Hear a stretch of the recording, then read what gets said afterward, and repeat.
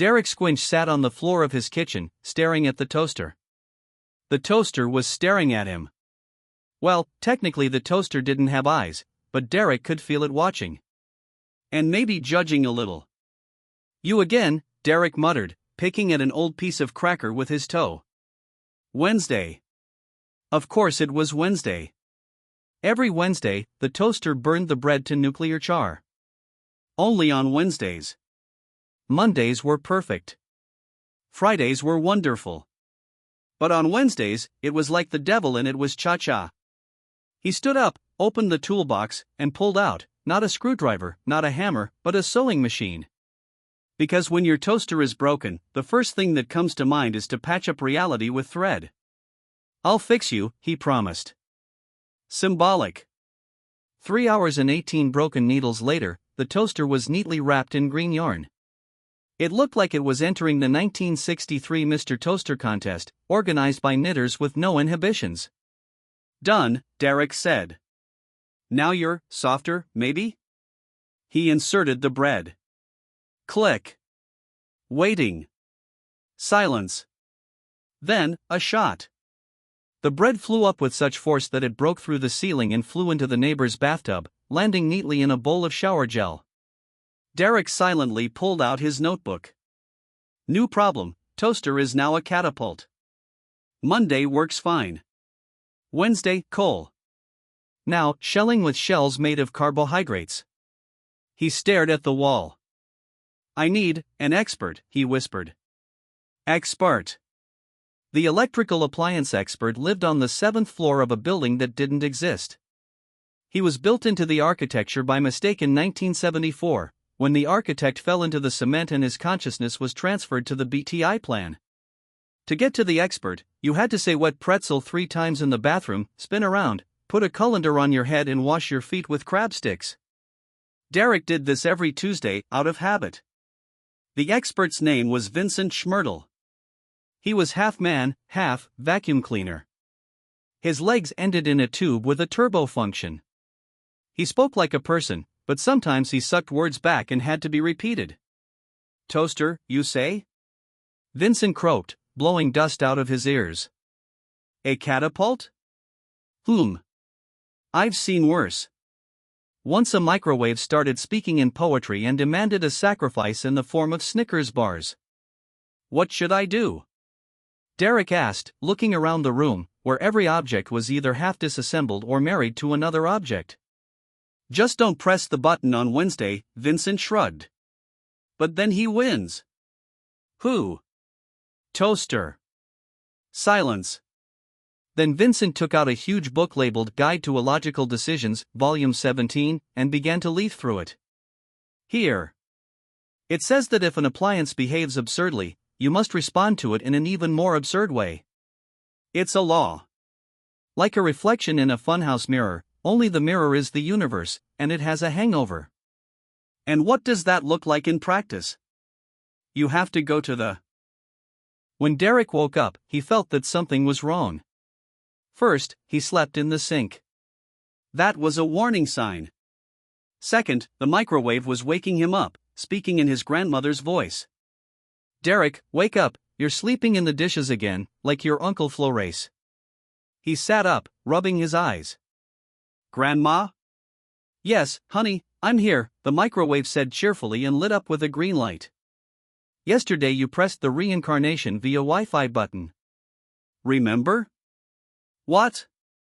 "Oh, you should press the buttons less when you drink tea with vinegar. But don't worry, I feel great. Yesterday I made lasagna and played Tetris with the refrigerator 3 times. Derek got up and went to the kitchen. Everything was strange.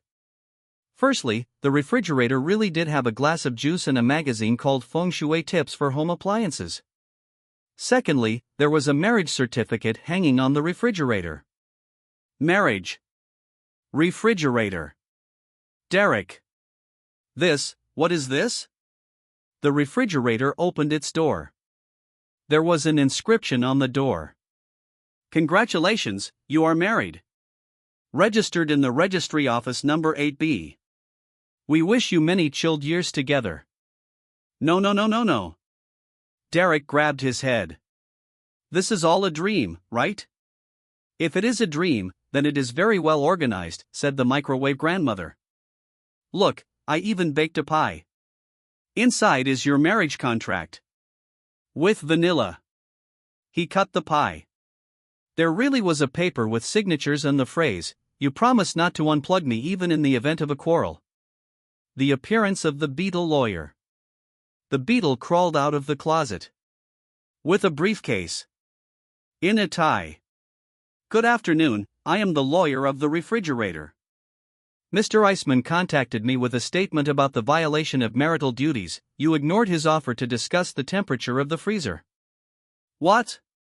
According to the Code of Domestic Family, Article 42, the spouse is obliged to participate in the adjustment of all temperature modes quarterly or at the request of the other party with the note urgent. Are you crazy? We? The beetle lawyer grinned. We are the legal system. Searching for a way out. Derek grabbed his coat, put a bowl on his head, just in case. Suddenly it was now a passport, and went outside. But there was no street. Instead, there was a giant backgammon board. People counters were rolling along it, shouting. 666. Freedom! He tried to take a step, and immediately he was picked up and thrown 14 squares forward. He landed in a bucket with a sign. Consultation pit for those stuck in idiocy. In the pit sat a cockroach in a bow tie, reading a newspaper. You're in trouble, brother. Now you're in the loop. In what? The loop of idiocy. You made one stupid choice, and now reality responds even more stupidly. Your logic no longer rules. Everything here is a reflection of your stupidity. I just wanted the toaster to work properly. And now you're married to a ref. Derek walked, holding on to the edge of the cheese map, which was treacherously melting in the sun. Grandma Microwave was riding next to him in a wheelbarrow tied to a sock with wheels, humming something from the musical Wardrobe in Sadness. We're 7 blocks from the Ministry of Unanswerable Questions, he said. Are you sure this isn't just the meat department of Costco? Grandma asked. There are a suspiciously large number of people in jelly hats there. Anything is possible, Derek said. I'm not ruling anything out anymore. Yesterday, the refrigerator winked at me and said, "You'll figure it out soon, baby." I think I'm having a midlife crisis. At the entrance to the ministry. The building was alive. It was breathing, purring, and demanding to see emotions instead of a passport. Your ID? This is my disappointment in humanity and loneliness on Fridays, Derek breathed out. Come in. It was even worse inside. Each room asked a question that could not be answered. Why do socks only disappear from the left foot? If carrots are vegetables, then why are they traitors? Where does the internet go at night? There was a man who spent 27 years trying to answer the question how to properly spread bread so that the butter does not go back onto the knife, and he had already become part of the floor. Meet Dr. George. On the 7th level, between the room's unreasonable anxiety and existential sneezing, he met a cockroach named Dr. George. Dr. George was dressed in a kimono and held a miniature watermelon in his paws. Have you come for answers, mortal? Yes. I need to find the navel of the universe. In the heart of the loop. To fix everything. Fix it, the cockroach snorted. There's nothing to fix here. You can only make it worse with grace. Please. Okay, listen. The navel of the universe is a real place. It's located inside an abstract concept that people usually avoid. What is that? Responsibility. No. Derek shouted. I'd rather marry a washing machine than go there. So you're already married to a refrigerator. You have nothing to lose. Prophecy in a teapot. Dr. George suggested performing the real teapot ritual to get a hint from higher powers. He poured coffee, soda, and a little nostalgia into the teapot. Now listen to what steam has to say, the cockroach said. A puff of smoke came out of the spout of the kettle, and a face appeared in the air. Derek's own, but with a beard made of noodles and the voice of Winnie the Pooh. Derek. To break the loop, you must do the most absurd thing: become a potato. Your form is your salvation. What? You must turn into a potato. And get into the center of responsibility. Only then will you become illogical enough to break the loop. Transformation. With the help of an ancient device called the Vegetable Thrower 3000, found in the Technology Everyone Abandons department, Derek was placed in a capsule and covered in mayonnaise. The next morning, everything went wrong.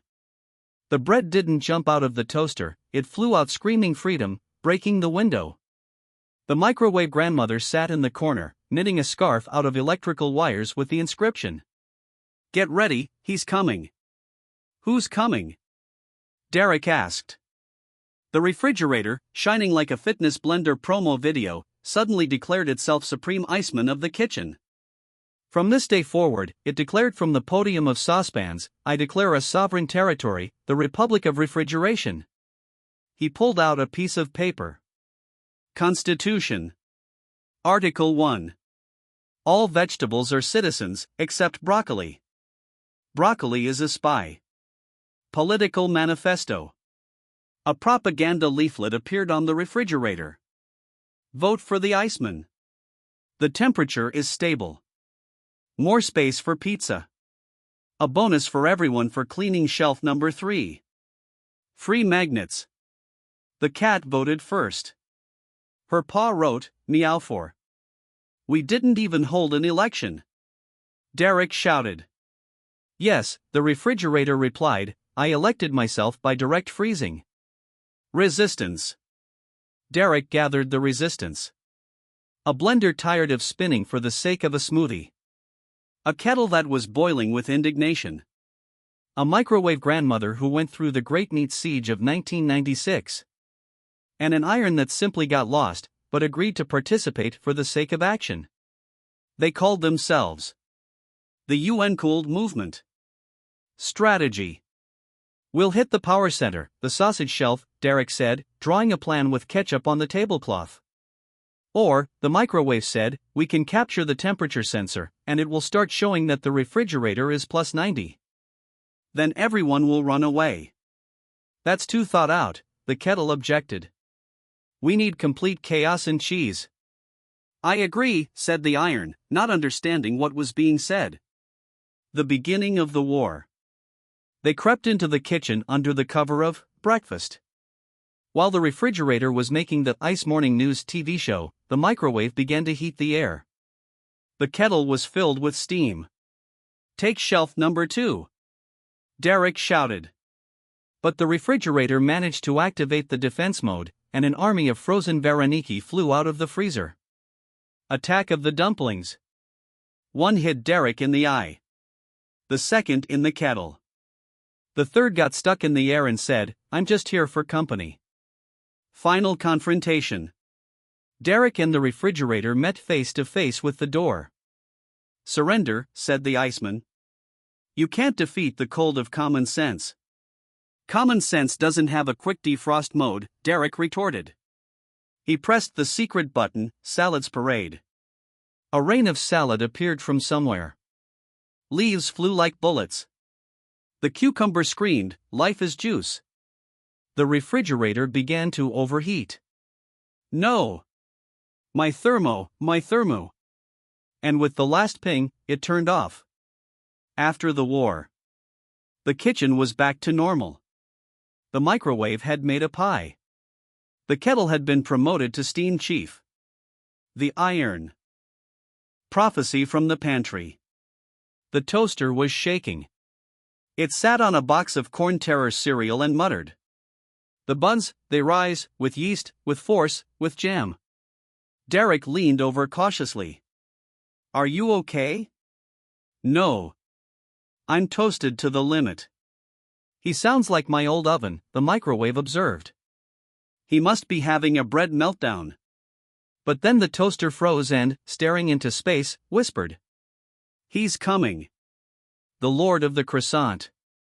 And from its toast compartment fell an ancient, slightly burnt parchment with the inscription. When the last bread is buttered. And the morning is 20 minutes late. Then he will appear and raise the legion of baking. Oh my God, Derek whispered.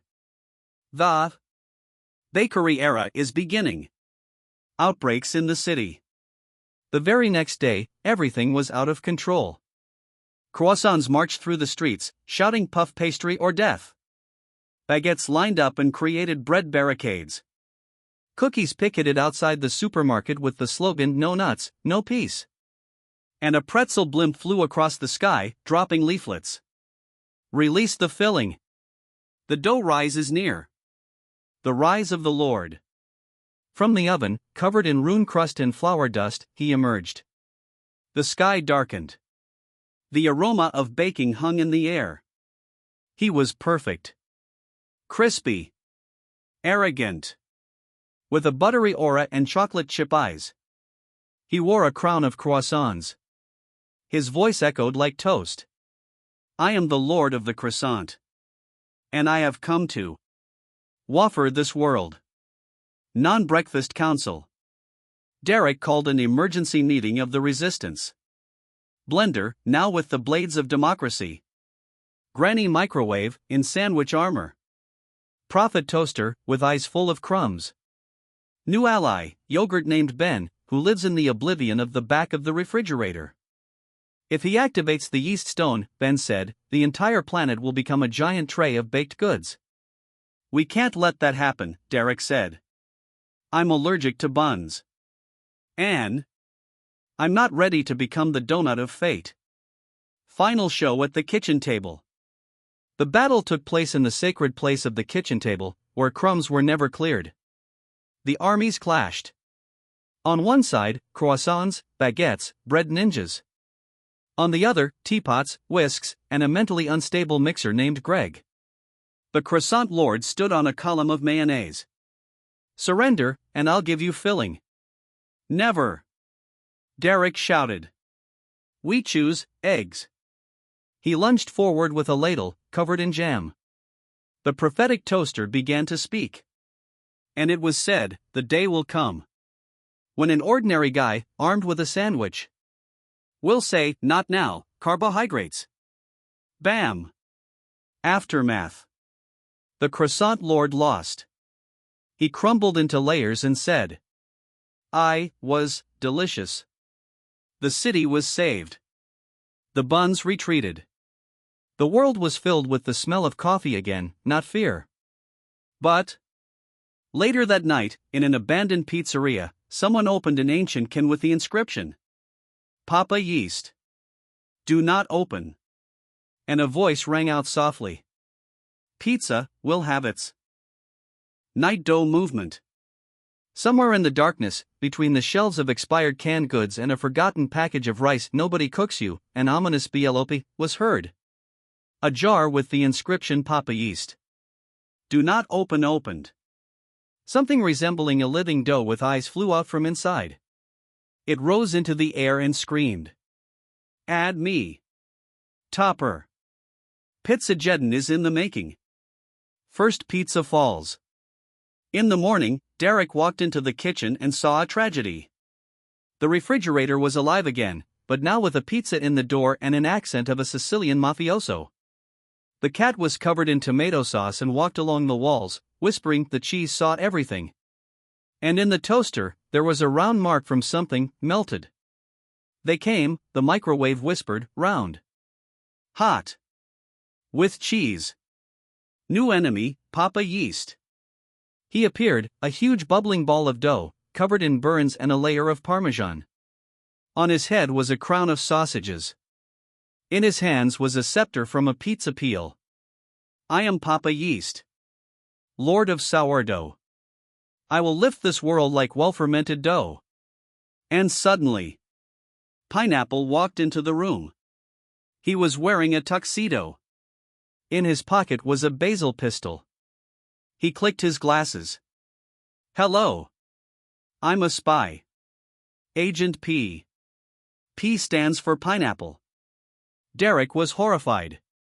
You're on pizza? That's illegal. The law? Pineapple chuckled. I'm an outlaw. I'm an anarchist, pineapple. Counteroffensive plan, Operation Neapolitan Storm. The Resistance Council reassembled. Teapot, now in a bulletproof vest made of tea bags. Greek yogurt Ben, he's become wiser and even more sour. Blender, he's taken yoga classes, he's become spiritually sharp. A new ally, cheese catapult, constructed from an old couch and the wheels of a supermarket cart. The plan was simple. Smash the Pizzatron, a giant oven that generates endless pizza. But the path to it lay through lavash minefields. Thin paths of baguette crust. And, of course, the forest of mozzarella, sticky and stretching to the point of madness. Final battle in the oven of destiny. They reached the Pizzatron. It was huge. Hot. And spewing, pizzas of different flavors and levels of aggression. This is the end.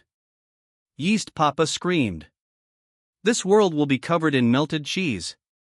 You're overheating, Granny. Derek yelled, and shot him with barbecue sauce from a water pistol. The cheese catapult started working. Boom! Gouda chunks flew like projectiles. And at this time, Agent Pineapple suddenly went over to the side of good. I'm tired of hiding. I am a pineapple, and I deserve a place. But not on a pizza. In the shower. He threw himself into the Pizzatron, jamming the mechanism with his body. There was a flash. The smell of crust and tragedy. Aftermath. The pizzas crumbled. Daddy Yeast deflated and turned into a flatbread. The world was saved. Derek poured himself a coffee. Well, he sighed, at least breakfast is safe again. But a burrito hit the win.